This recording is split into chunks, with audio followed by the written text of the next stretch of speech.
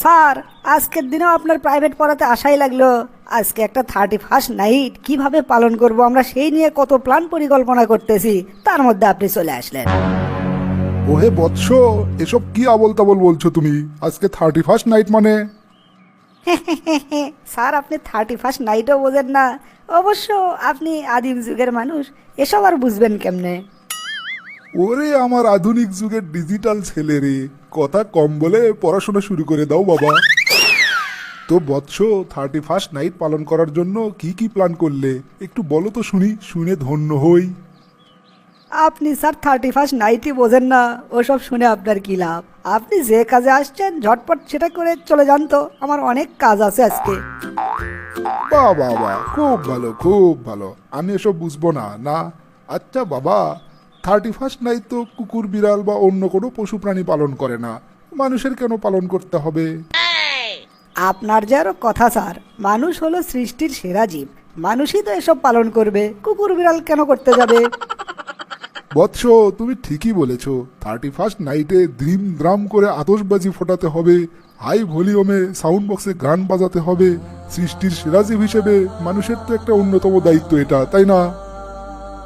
মানে স্যার, আপনি আসলে কি বোঝাতে চাচ্ছেন? এসব না করলে কি 31st নাইট উদযাপন হলো? আমিও তো সেটাই বলছি বৎস। বেশি করে আতশবাজি কেন, যেগুলোর শব্দে আকাশ বাতাস কেঁপে উঠবে। তোমাদের বাসার, তোমাদের আশেপাশের বাসার বৃদ্ধ, রোগী, শিশুদের কষ্ট পাওয়ার দরকার আছে, তাই না? আর শুধু মানুষের কষ্ট পেলে তো হবে না, যত পশু পাখি আছে তাদেরও তো কষ্ট পাওয়া দরকার আছে, তাই না বৎস?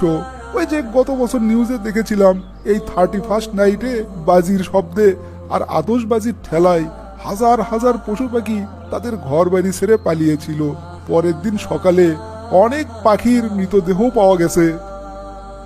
স্যার, আপনি আসলে কি বোঝাতে চাচ্ছেন? একটু পরিষ্কার করে বলেন তো। ও আচ্ছা বৎস, তুমি এখনো বুঝতে পারোনি? ঠিক আছে, তাহলে মন দিয়ে শোনো। এই যে 31st নাইটে তোমরা ফানুস উড়াও, আতশবাজি পোড়াও, এগুলার কিন্তু আল্লাহর কাছে উইশ পৌঁছে দেওয়ার কোনো ক্ষমতা নেই। কিন্তু তোমাদের এই আতশবাজিতে, ফানুসের আগুনে যাদের ঘর বাড়ি পুড়ে যায়, যে সমস্ত পশু পাখি ঘর ছাড়া হয়, তারা কিন্তু মজলুম। তাদের কিন্তু ক্ষমতা আছে আল্লাহর কাছে প্রার্থনা করার। গত বছরের এই 31st নাইটে তোমরা যে আতশবাজি জ্বালিয়েছিলে, ফানুস উড়িয়েছিলে, সেসবের আগুনে অনেক জায়গায় আগুন ধরেছিল, মানুষ মারাও গিয়েছিল, অনেক পশু পাখিও মারা গিয়েছিল। তাদের আত্মা কিন্তু আল্লাহর কাছে গিয়ে তোমাদের বিরুদ্ধে নালিশ করবে, তোমাদেরকে অভিশাপ দেবে। আর সবচেয়ে বড় কথা হলো, এই মানুষ বা এই পশু পাখিগুলো কিন্তু মজলুম। মজলুম আর আল্লাহর মধ্যে কোনো পর্দা থাকে না, তাদের দোয়া সরাসরি আল্লাহর কাছে পৌঁছে যায়। কিন্তু তোমাদের এই ফানুস বা আতশবাজি, তাদের তো দোয়া করার কোনো ক্ষমতা নাই।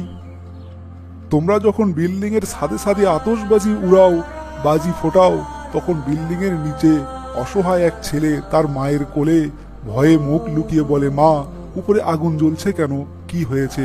হয়তোবা সেই ছেলে বা ছেলের মা 2 দিন থেকে না খেয়ে আছে টাকার অভাবে, আর তোমরা টাকা উড়াচ্ছ, টাকা পুরাচ্ছ।